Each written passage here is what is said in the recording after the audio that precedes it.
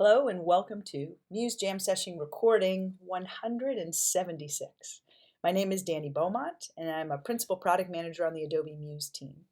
I am joined today by Greg St. Pierre. He is one of our engineers on the team. He's going to help me out with chat. We may have one or two other folks coming.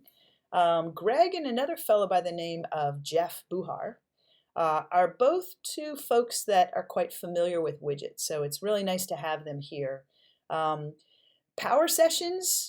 user sessions are painful sessions. This is not a marketing demo. This is not an opportunity for me to show you all the shiny features. It's more a real working session where we talk about tips and tricks for achieving some of what we see out there in the world using the existing Muse feature set. So it's a great chance to talk about what's there, what you'd like to see there. In the spirit of a jam, it's great for our engineers and myself to learn a little bit more about your world as we go along. So I'm going to begin sharing. I did record a session last week. Actually, I might be nice today. We're going to do a webcam, maybe. I'll have to behave. And now you can see that I really am raised in Italian because I talk with my hands, even though there's nothing to see. But we'll try a little webcam today. And I will share my screen now.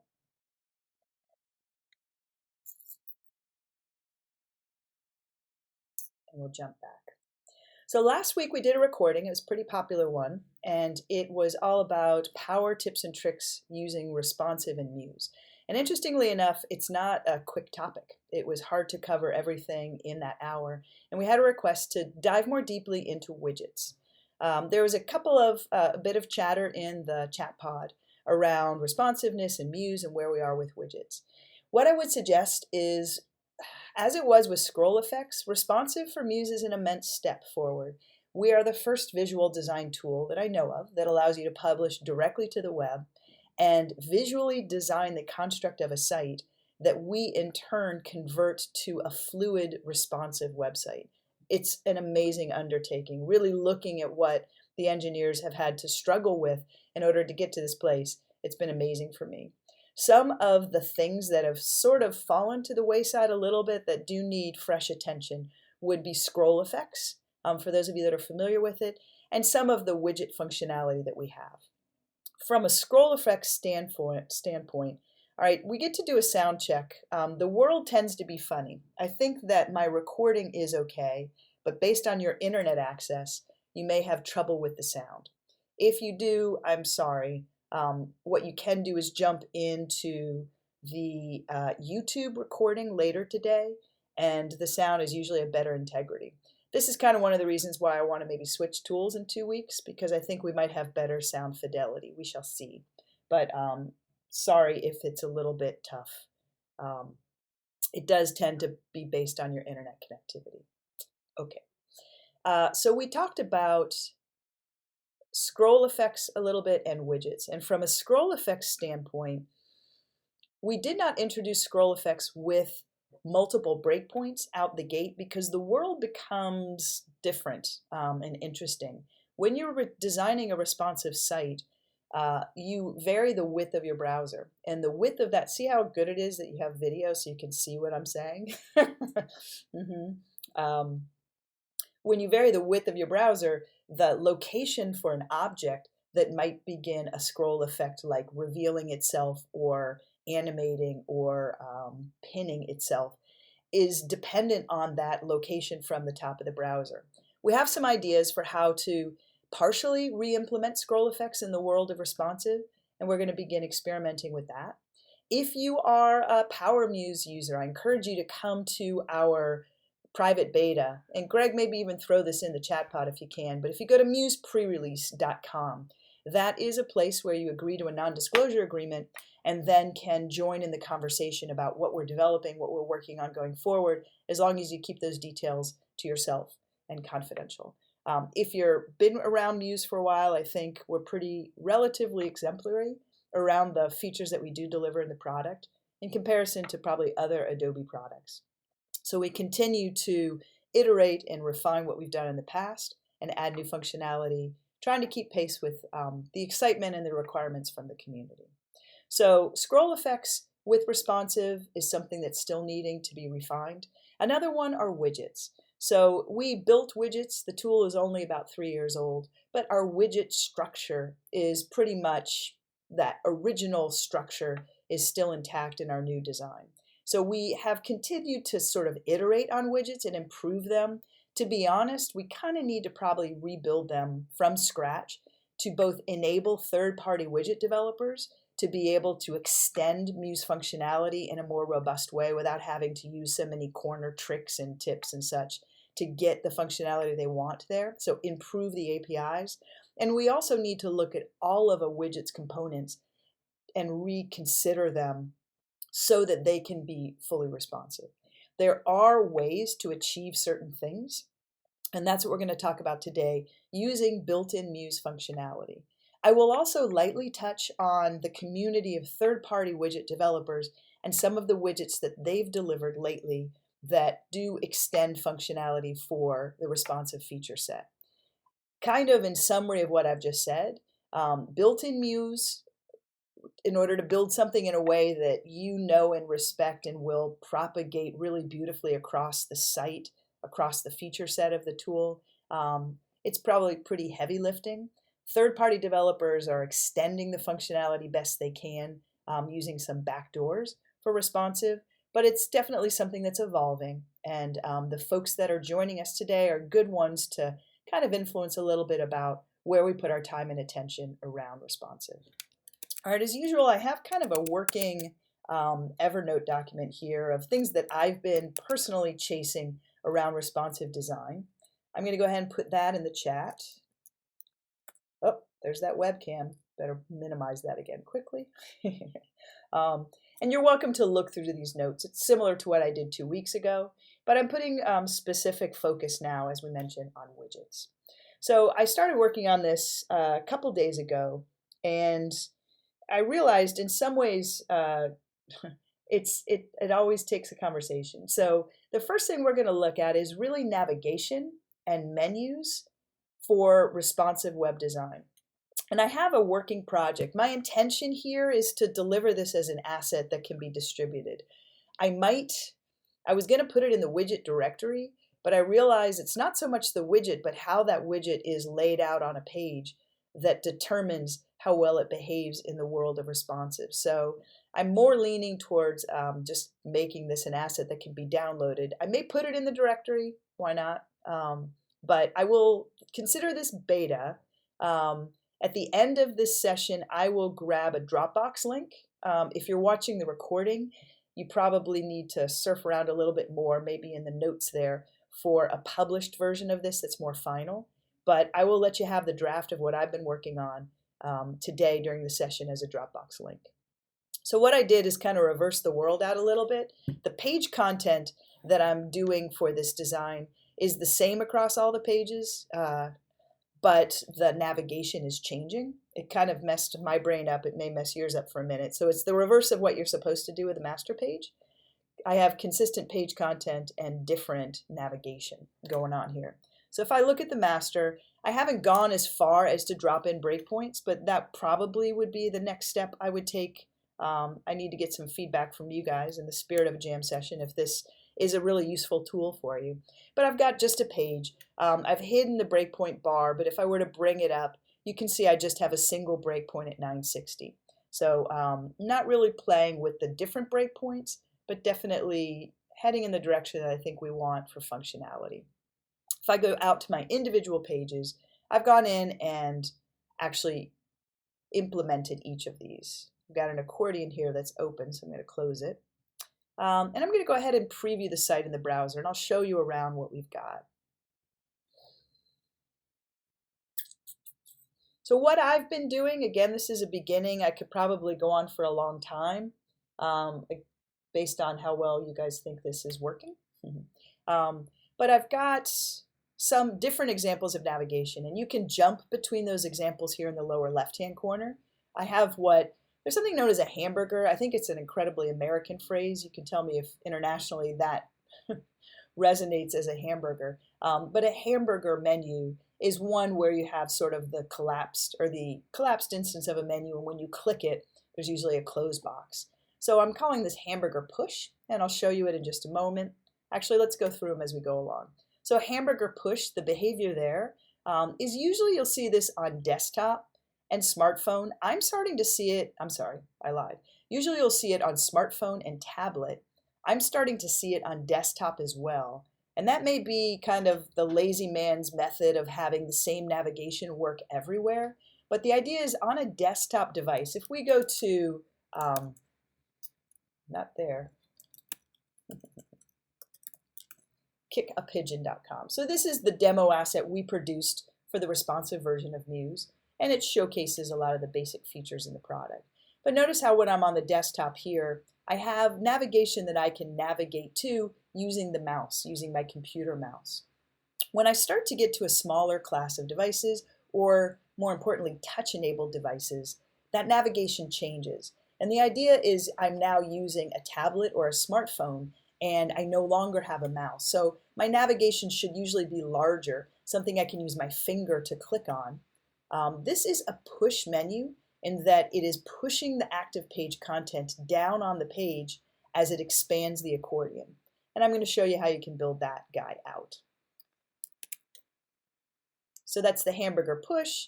Notice when I click it and expand, my navigation is embedded down here. I can even have buttons to call to action items there and such, and that will work. Second example that I worked on is the Hamburger Reveal. And I have to say up front, in the spirit of a jam session, I'm incredibly appreciative to folks that develop templates and also develop sites on Site of the Day. Some of these ideas came from templates within Muse, the early adopters. Some of them have been from our users. So I'll try to give shout outs when I see them. But I've learned this from some of other designers that have taken these approaches. So the reveal is one where as you roll over the map navigation, you can come in and select it. If you roll off, it goes away. So in all honesty, you don't really need the close box here. You could just say menu instead of hamburger, for example, expose that, and then when you roll out, it fades away. And that's using nice CSS transitions that Muse has natively built in. Next one is, let's see, perhaps loading slowly, or perhaps I did not link that page. Interesting. I put this out live as a trial, so we can go there as well, which is, it's coming slowly. Let's try Muse menus.businesscatalyst.com. So we were headed to the third instance. Okay, so this is Hamburger Lightbox. And the idea is, sure, I have a hamburger menu. I might have it on the left or the right. Again, this could say menu, whatever you want to use to iconically represent that the navigation is present.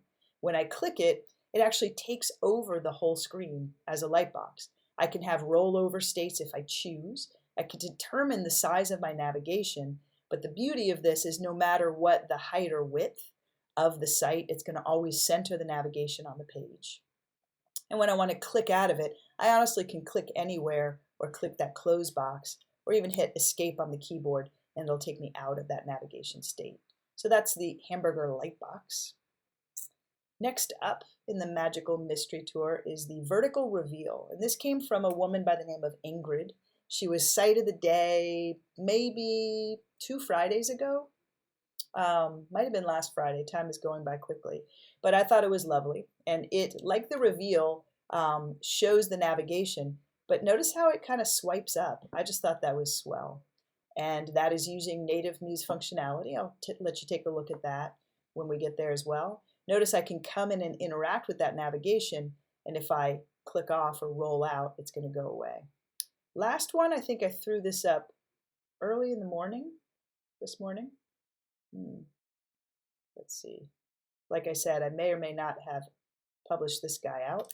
Let's go back over to my example site and just play it safe.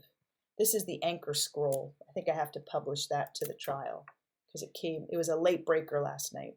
And this one, I'll show it to you actually in the real world. If you go to muse.adobe.com, this is the place where we play. This is our playground. So our interface designers, when we release a new feature, they learn how to test it and interact with it and document it by just using it as a tool. So we try to make sure that we eat our own dog food, as the saying goes. And this site is fully built in the shipping version of Muse, and it allows you to see how responsive works across breakpoints and such. But the navigation methodology here is I click the hamburger and it scrolls me down to the bottom of the page. I could choose then to have a back to top to jump back up to the top of that page, but I can jump between pages in that manner. So I've implemented that one here. The idea is when I click on the anchor, it scrolls me down to the bottom. I can then come in and choose my pages or simply go back to the top. So that's just an anchor method of getting up there. In the spirit of a jam session, I'm going to make everybody sick of the idea of banjos for sure today. If you see different techniques on the web around responsive navigation and you're curious if it can be achieved in Muse, you're welcome to send it to me. I'm Dani at Adobe, don't spam me. Dani at adobe.com is my email. And I'm always curious I'm a big fan of Muse can't do that. So if there's something we can't do that we think we should, just trying to do it and show the engineering team how far we get helps an awful lot. So you're welcome to send me examples. If you do look at that Evernote document, I kind of have obsessed about navigation and responsive best practices for the 6 months we've been engineering this feature. So there's some good examples here. So I love the sort of Smashing Magazine or CSS Design Awards for examples. And under menu best practices, there's some really nice articles that show off capabilities. The thing I love about Muse is many of these articles talk about jQuery, CSS, JavaScript, classes of devices and such, CSS classes. You as a designer don't have to worry about that. You get to skip that part of the article. You just look at the visual representation, the design, and then we noodle about how we can achieve it without having to code it within Muse. Okay, so let's look at how I did go about building these guys. Looks like Jeff is on board. So Jeff Buhar is one of the engineers that works specifically on moo cows and widgets. So we have good representation from the team. So here we are in our design. Let's look at the first. I'm pausing. I'm going to make the Hamburger Push be, all right. This one's hard. And this is going to make engineering squirm a little bit because it's using the accordion widget, which is a little funny. So what you do here, let's go back to the finished version so that we can remember what the goal is.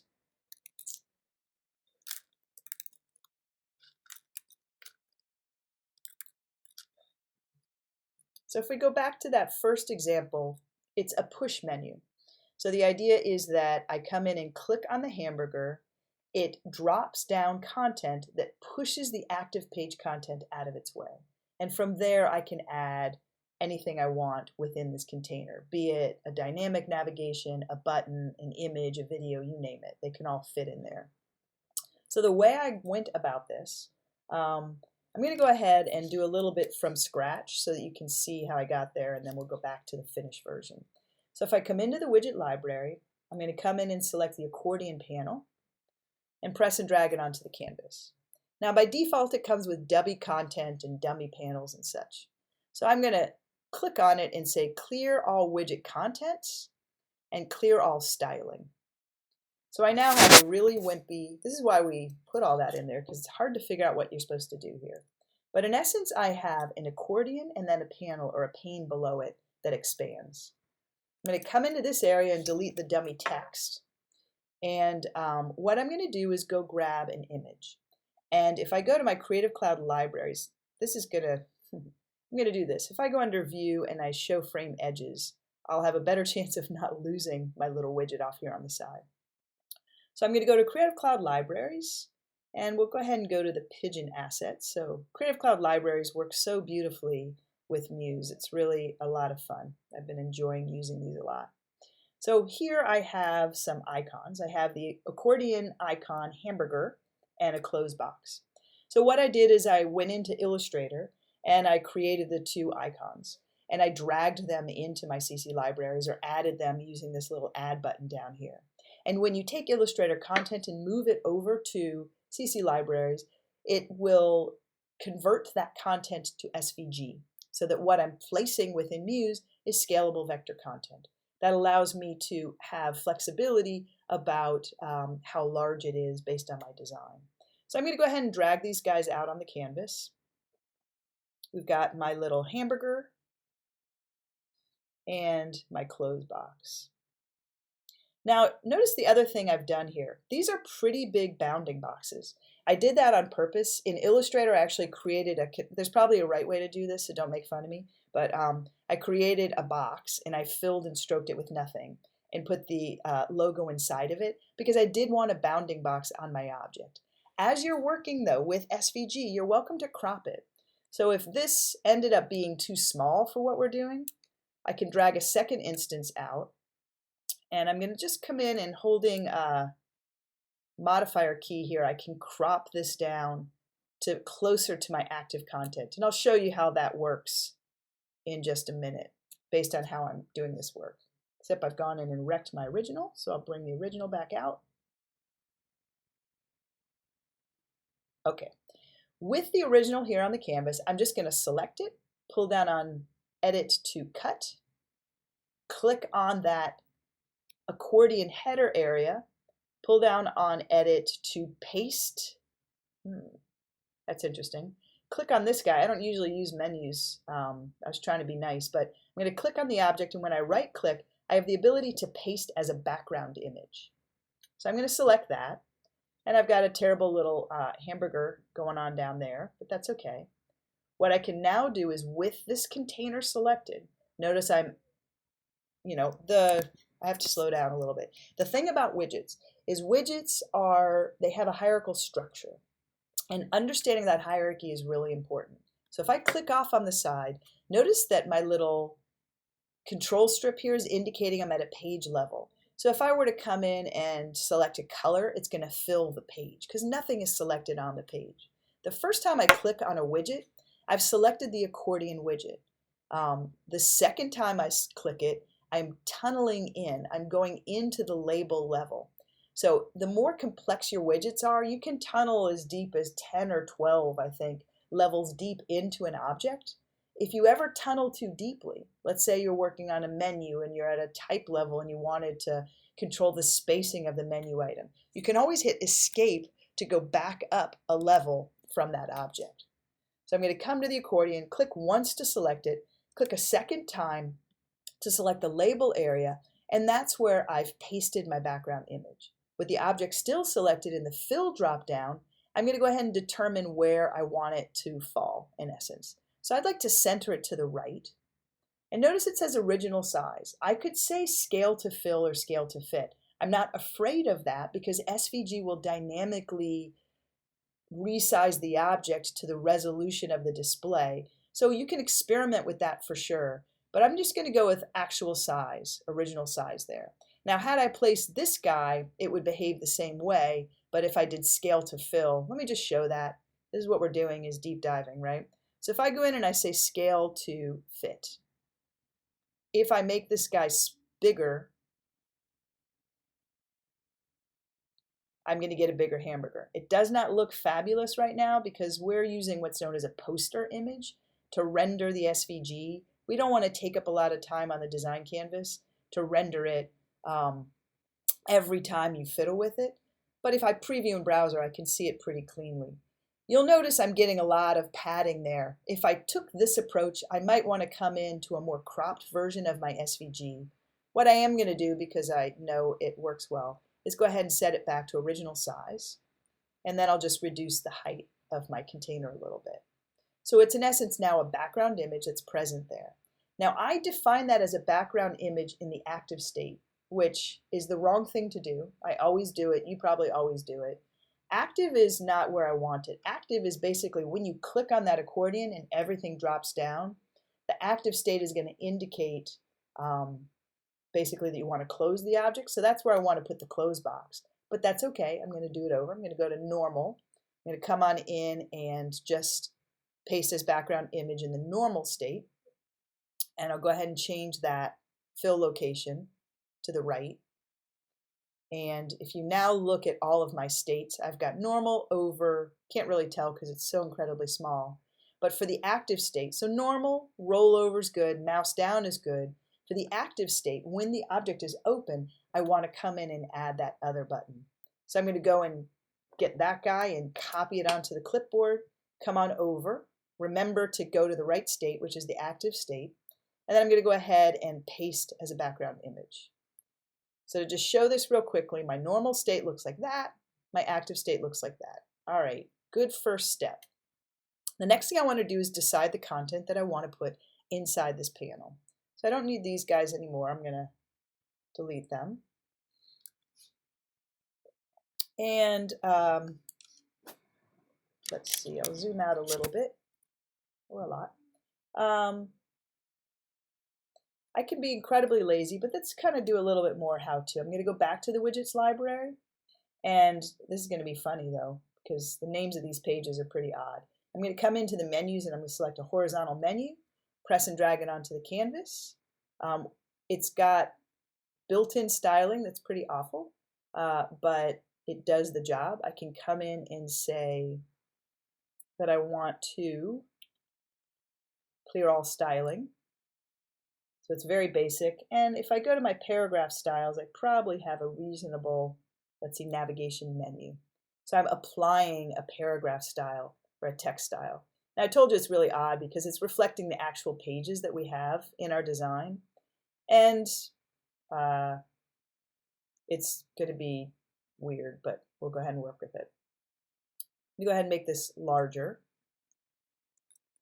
And I'd like to go ahead and apply some fills to this object. So depending on what you're doing, if you look at that pigeon site, the real one, kickapigeon.com, what you'll notice is you've got the menu here. When I click it, things move out of the way, but it's transparent. So you can see it's sort of clear in the background there. But in its default closed state, it's transparent, it's opaque. So the way that I do this as a designer so that I don't get lost in my work, let's go on in and really be good about this. I'm going to cut this stuff off of this page. Let's just create a new page. So as we know, I've got some of the beginning elements over here. I'm going to drag them off on the side. And I'm not going to do this for every single widget. I just want to show you how I got to this place, and then we'll speed up, I promise. Okay, so I'm in pretty good shape. What I tend to do is draw a container here in the top, and I'll give it a fill color, and I'll make it a full width object. This is something that's just really for designing purposes, because I'm going to have a transparent container that's really difficult to see. Now I've got a layering thing going on here. I'm going to layer this guy to the back, arrange, send back, so that when I bring this guy up, I can start to see my little close box. So again, that orange container is good for me for reference. I probably will keep it layered behind, for example, a hero image. If I had a photo here that I wanted to push out of the way, I don't want that orange container in my way when that happens. But now what I'll do is come in and play with some of that reveal state that we've got. So I'm going to bring this guy out. I told you this is one of the slowest ones to teach. All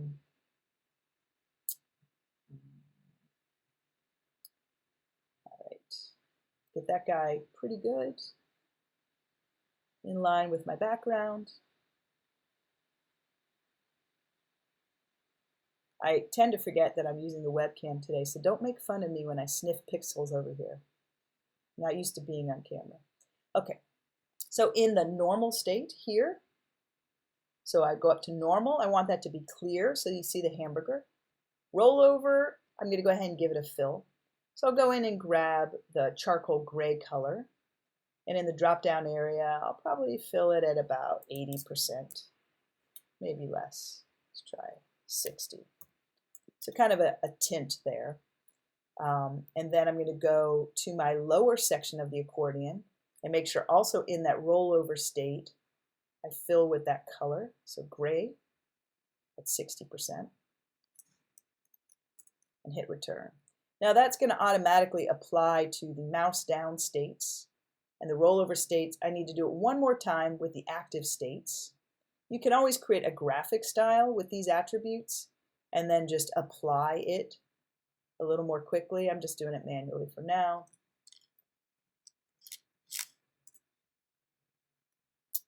And I need to go to my accordion in its active state, fill that guy with the gray, and 60%. Okay, so what we have should be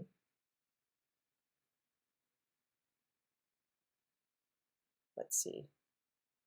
Normal, rollover, active, down, looks good. And for my top bit, normal. Okay. We might be in good shape. Not convinced yet.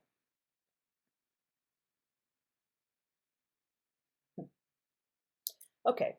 Next thing I need to do, I told you this one's a tricky one, is each widget in the Muse widget world is configurable and stylable. I want to configure some attributes.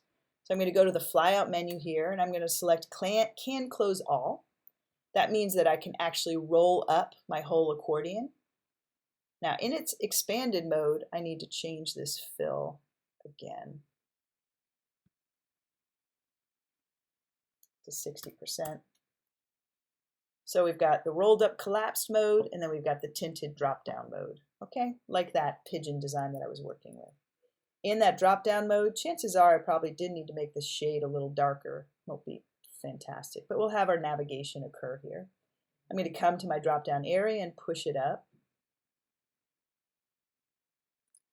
So we've got expanded and collapsed. And from there I can come in and grab things like my logo. Let's see. I search within my current library.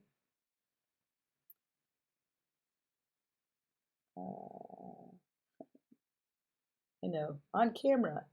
Watch Dani sniff pixels. There we go. Click and release that guy and put it in position. So this kind of is just sitting on top of the accordion. It doesn't really need to be in the accordion.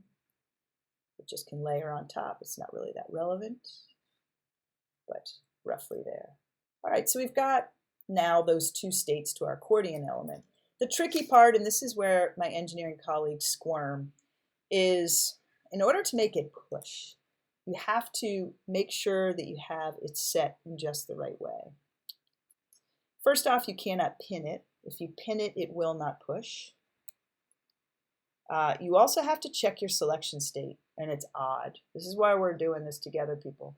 So here's my widget. I'm going to click once to select it, and notice I can come in there and determine if it's stretched to browser width or responsive width. You notice that that's grayed out.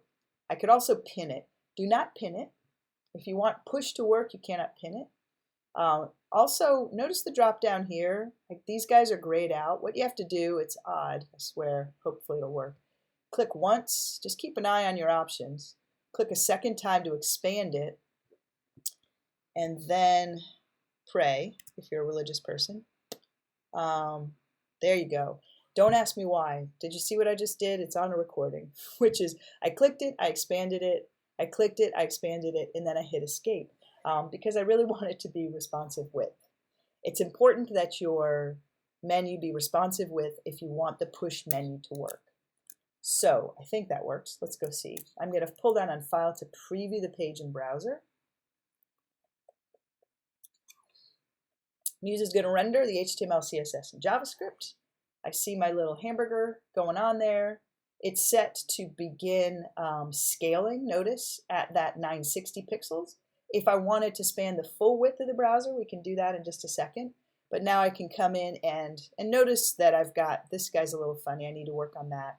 But when I push out, I'm getting my expanding push menu. Okay? So I'm going to jump over quick and see how everybody is. Are there any questions on what we just did?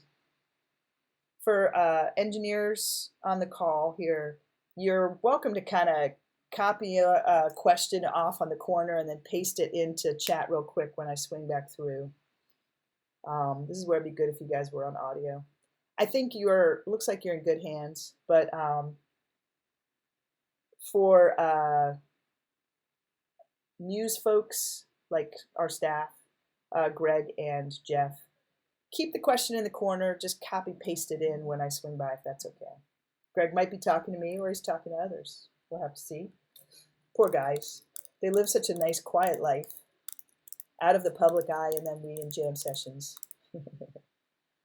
All right, we're good. Thanks, Greg. As you were. Okay, so we got one down, the hardest one, I promise. Let's go to our next one, which is the Hamburger Reveal. Now that we have that tool palette in our life, the world will be a little simple. So that was using the accordion. The Hamburger Reveal is using a trigger target, as we call it, or what's known as a composition widget. And the idea is that there is a trigger here that when enabled, when you click on that trigger, a target occurs. This bit right here. So let's go ahead and reconstruct this guy. I'm assuming this is helpful to see how we build them from scratch rather than all of the magic together. Okay, so what I'm going to do this time is go to the widget. And let's remember what our goal is, right? We'll go back here, and we are on the second example. And the behavior here is if I roll over this trigger, it's on rollover, reveal the target. And then the other behavior is, notice that here's my trigger area, that little hamburger menu. When I roll on it, it shows up the other objects. But the beauty of this behavior is if I roll off of it, right? I'm rolling away from the trigger, but it's not disappearing. It's because I have it set such that the target is part of my behavior in essence. So it's basically roll on to enable it, and then when I roll off of both the trigger and the target, it would hide away. All right, difficult to describe, but I'll show you in action here. So I'm going to go on into the composition area. I'm going to select a blank composition. It's just the easiest, simple. And if you remember, I told you that pretty much all of these widgets are variations. They're configured variations of the same widget. So it doesn't matter which one I start with, as long as it's from the composition select collection there. I'll go ahead and delete the second and third trigger targets because I don't need them. And for simple minds like me, I'm going to go ahead and arrange these so that they're vaguely where I'm going to need them to be. So notice the selection model's coming into play here. When I click once and press and drag, it's at a container level up here at the left. I'm going to have to click once and then a second time to get to my target and get it where I need it. So we've got this idea of a trigger and a target. And I will go ahead and just be a cheater. I'm going to copy that menu. You saw how we created it before. I'm just going to copy and paste it into place here. Because we're dealing with the world of white again, it's hard to see things. So let's go ahead and select this widget and clear all styling. We do have our edges showing. It's red because it's on a different layer in my layer group here. But I'll come in now and just put this into position. So that is my result, basically, my target.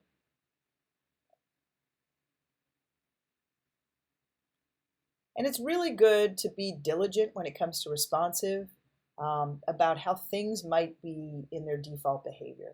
So with this menu, I mean, this is one of the things that makes widgets tough with responsive, is you can back yourself into some corners kind of easily. So notice that the menu widget that I placed there, it's pinned to the center. I don't want that. I'm going to turn that pinning off. That could get me into trouble. The overall widget does not have any pinning applied to it, but I'm going to also go to that menu. I don't want it to resize. I don't want it to wrap, for example, if containers got smaller. So making sure that the resize is set to none for this design example is important. So here's my trigger and here's my target. The next thing I want to do in my flyout menu here is notice that I can have a close button. I'm going to go ahead and allow the close button to occur. And I might be covering it up. Let's click off and see. Okay, so there's my close button. Let's do this for a minute because I think it's important. I'm going to get everything out of the way a little bit more. And let's look at that. That didn't work. Try it this way. Let's go back to the widget and let me show you how that went. So I went in and I enabled a close button. This is part of the magic, right? So we've got a trigger and we've got a target. And we've got a close button. And I may even have to dig in on this a little bit to see how I got to this place. But the idea is that the close button is going to show up when I have the target open. Let me try to do this in baby steps. So not that we're babies, but I'm a baby. Okay, this is my target. I'm going to go to my trigger, and we're going to do the magic that we did before. I'm going to go to CC Libraries. I'm going to get my little hamburger accordion. I want this guy, and I'm going to go ahead and cut it, and I'm just going to define that as a background fill, background image. Now I could just place it, but then you got to worry that it stays inside the container and that it behaves, so I kind of like it in this method. Next thing I'm going to do is go on into my little close box. We're doing the world a little differently here. I'm going to resize this, and this is actually a font.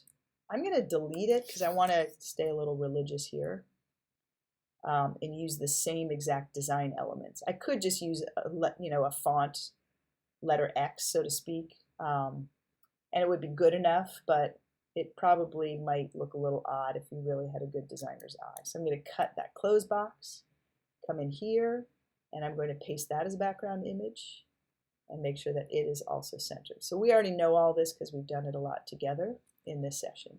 We have the open state and then when we close. I believe the way to make this magic work, I could be wrong, let's just try it, but I may need to put a fill on this so that it behaves the way we want to and hides the trigger. So we'll see. I might get away with it. Okay, so now what we do is play with some of our configuration options. Stacked versus scattered, you need to keep it stacked because stacked has, actually no, we could do stacked or scattered. I'm going to save that trick for one of the next examples that we're showing. So stacked is fine. We can show target on roll over. And we can hide the target on rollout of either trigger and target, right? That's that key there that allows you to click something, roll over and interact with the navigation before the menu goes away. So rolling out of trigger and target is critical there. Transition speed, you can do it a little slower, 0.8 to just really accentuate it, I think is kind of nice. This is interesting here, triggers on top. This may be the trick for making sure, well, I'm going to leave it with the triggers not on top. And let's see where we're at. So I'm going to go over here now. And I'm going to do what I did before. We're going to cut this away. And we're going to dupe this page out. And we're going to really quick get a little orange container going.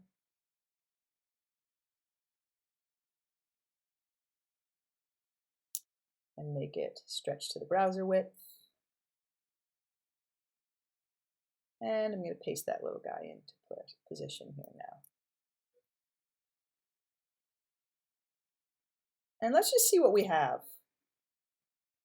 When working with responsive and Muse, preview in browser is your friend. We're doing a good job of showing you what's going to happen on the design canvas, but it's hard. It's hard to represent everything. Best way to be able to tell is to preview in browser. So what I did there is I pulled that under File to preview the page in the browser. And now I can see what I've got going on here. Not a lot. So there we go. Notice that it was there by default. If I refresh the page, I see everything. I'm like, Dani, that doesn't really help me any. Notice when I roll over my little hamburger, I can start to make things go away. But it's pretty clumsy. The reason for that is that I need to come on into this object and change this to say hide all initially. The other thing I can do, if it makes me happy, is if I say show lightbox parts when editing, if I uncheck that, it will show me that sort of closed mode. I don't mind it as a designer, but when I come back now and preview in browser, because I had hide all initially, wow, I hid everything. I didn't expect that. Let me see.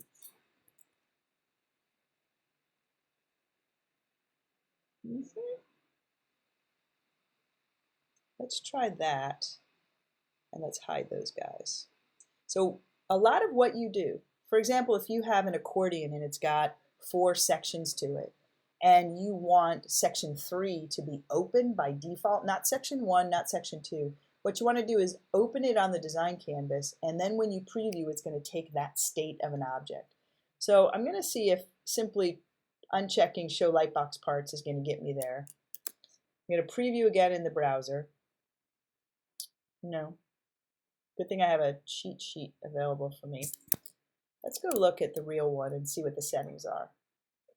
And this is why once I fiddled for quite some time and got to a point where things were working, I'm going to give you this sample file.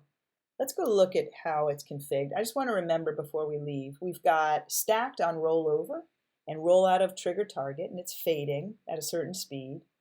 We don't have triggers on top. We don't say hide all initially. Let's try that option. See.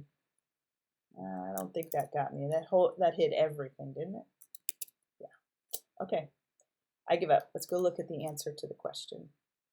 I'm going to click on this guy where I've got my trigger. Interesting. I think it's a little bit of a different approach. It's not using the close box here. Yes, close button. All right, never mind. Let's do over here for a minute. For this example, what I think we're going to do instead is I'm going to go to this flyout. I'm going to uncheck the close button. I don't need it. And we're going to use the same approach as we did in the accordion.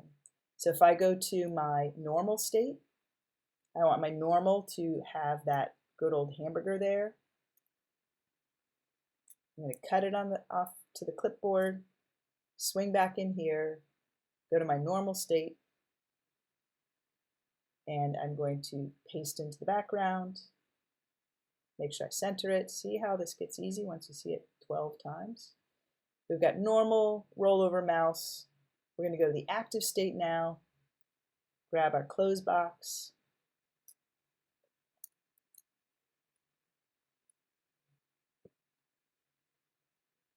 paste that guy. Whoops.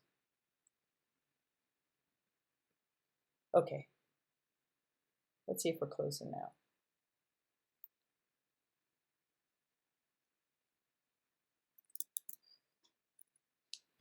Deconstructing.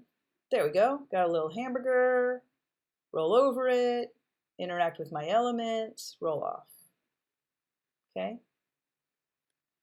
Y'all are like, yeah, Dani, we knew that. I don't know why it took you that long to get to that place. So there's that one. A fun variation. I will go ahead and speed up our life a little bit. Let's copy this guy and let's go to the vertical reveal. I'm going to copy the header too because I'm tired of creating it. When I say paste here, I'm going to say paste in place. That should get it to, I didn't bring the damn orange container, sorry. Let's just do it again. We'll go with the darker color, just because.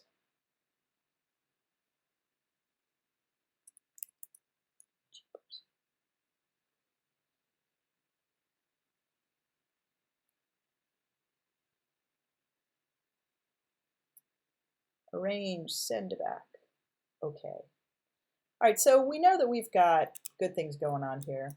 Let's review. We've got this roll on, roll off, but that reveal that I thought was really playful is not that hard to achieve actually, but I still thought it was pretty fun. So this guy is pretty simple to implement, I believe. We'll see. To have that sort of roll up from the top, you can take that same widget, and I believe what we need to do is changed it from stacked to scattered, or not. Keep it stacked. Okay. So it's the other part about widgets is based on different parent options that you choose, child options change. So you'd have to make sure you have stacked and not scattered or lightbox. And in the stacked mode, you're allowed to decide in the transition if it's a horizontal or vertical transition. Change it to vertical. Make sure you've kind of exaggerated your transition speed. I'll go ahead and set that to 1 second. And you're there. So I have that same construct, I think. When I go there now and roll on it, it swipes up. Now, the distance that it swipes, that's interesting. I might have to play. Oh, so this is, sorry guys. Did I mention I got up at 4 o'clock this morning? This is where we do need to get the close box in, I'm pretty sure. Let's just go look at the finished design. Yeah. Notice the implementation that I did where you've got that close box. See how it's sitting on top of the open box. So when you're taking that approach, the reason for it is you're swiping, you're doing that vertical swipe.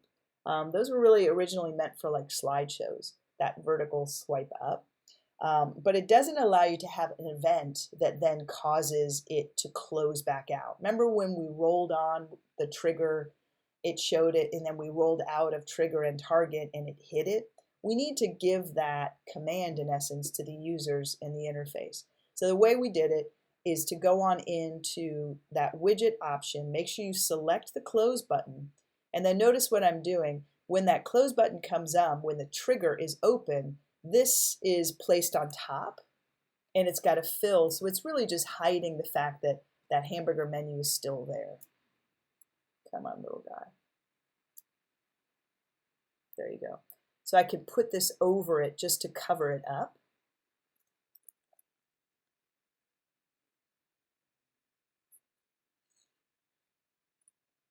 Jeepers. There we go. And I then get that hamburger. When I click it, I get the close box. You can see I've moved it in a bad location, but that allows you to have that bit. I will go ahead. I don't want to tease you guys too much. Let me see where I've saved out this file, and I'm going to give it to you as a Dropbox link so you can grab it and go when you're ready to. So I'll copy that. And this is demo asset, draft. And I will paste it. Again, swing back to the YouTube recording. I'll have an update in the notes for where you can get the final version of it. What I want to do is go ahead and add multiple breakpoints and show how those are handled, but I haven't had a chance. Okay, let's go back to Muse.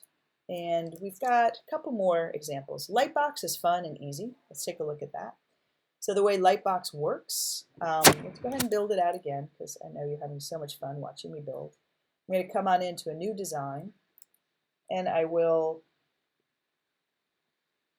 let's see, just steal these guys from here.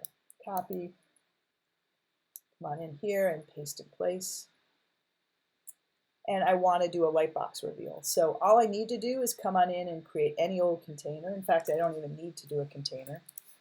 I could just go over to my little accordion hamburger, press and drag it, place it there, and move it into place. If my bounding box is too big, I'm having drag problems today. If the bounding box is too big, I can hold the command key and crop it, or just grab the crop tool from over here. We'll do it too. Just make sure it's inside the bounds of my document in a comfortable way. I now have that object there. Actually, now that I've done it, I'm going to change my mind. Yep.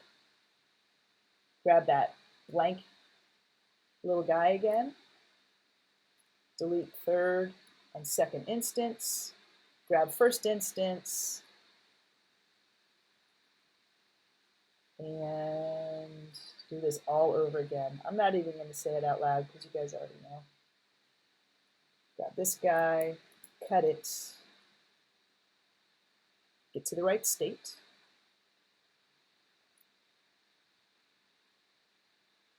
Before we do much, we're going to hide all styling, clear all styling out. Come back to this guy and paste it as a background image. Bang. I know, centered all over again. Got it, got it. Hamburger, same, same. Close. Cut it. Go on up. Normal. Told you this was not the sexy demo. This is the how to really function demo. Paste as background image. Perfect. So we have our bit here. We have our trigger. And now in our target, what we want to do is just get something friendly. I am going to totally do a bit of a cheat because I don't want to waste your time too much. Especially since we're down to 2 minutes, people. Let's just do this quickly. I'm going to show Lightbox parts. I'm going to grab this guy. All right, so I'm here. I've got my trigger. In my target, oh, it didn't work, but it doesn't really matter. This can be anything. I'm going to say 1. All right, let's go back. This is a dynamic or a manual menu using the menu widget. Let's try to copy that the right way. And it's got some nice elements to it. I went in and defined states to the object. So if you look at this menu, notice it's got a stroke to separate it with lines. I would probably take the stroke off the bottom contact instance. So once you have your menu, you're going to delete the stroke on the bottom there, and you can do that with the stroke drop-down area here. You would turn it off on the last instance. It's good for now. I'm going to go to my outer area here, though, and I'm going to give it a fill color. So let's say that charcoal gray, and I want it to have some transparency. We'll try 80%. And I'm just going to make sure this guy is somewhat centered here. I'm going to grab my trigger, put it into place. And my flyout options, I'm going to tell it, in fact, I may have done that a little bit wrong. Let's get rid of this fill. Flyout options, I'm going to enable the lightbox. So position is going to be lightbox. And when I do that, notice that lightbox allows me to select this outer region here. So for that, I'm going to come in and get my gray, and I'm going to set it at 90. Now I can determine how big this is. If I think I want it to be a little more dominant, I can play with these parts, right? Make it a little on the crazy beefy side. This little area here is pretty irrelevant because it's just going, I can drag it right to the edges of my menu and it will resize. Let's leave it at that for now. And the last thing I probably want to do is hide my lightbox parts when editing. Let's see how we're going here now. So I now have my cute little box there. When it comes up, I have all of my elements here. Looks like my states are wrong, so that needs to be the hamburger for the active state. And then I can always have a closed box here if you really want it to be dominant. We know how to do that because we did it a little while ago. All right, I ate up a whole hour. It was pretty amazing. There are other widgets like composition widgets and slideshow widgets, but I wanted to make sure we at least covered some of the navigation widgets in this session. I'm going to go ahead and go to this closing panel. Y'all owe me a couple of things. One was, did this meet your expectations for the session?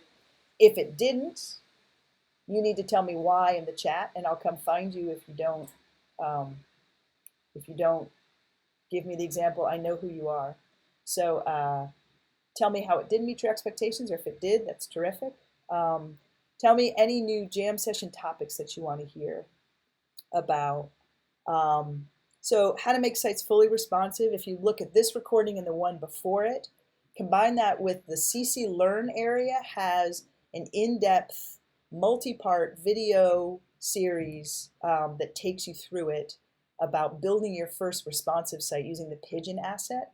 So just search for building your first responsive site in Muse. You can go through that. It'll probably take you 4 hours instead of 1. but it's an in-depth to build out your entire site. I spoke to a fellow who's teaching a college course, and just building out that site, he said, with his class, has taken them 4 weeks straight because there's so much in the process to teach, which is great. Okay, people, I will see you in 2 weeks. We may have a different tool for demonstrating this. We'll see how that goes. Thank you so much for everything you do. Send us your site of the days. There's a submission button there on the site of the day page. And please keep coming. We appreciate all your feedback. Thanks, everybody.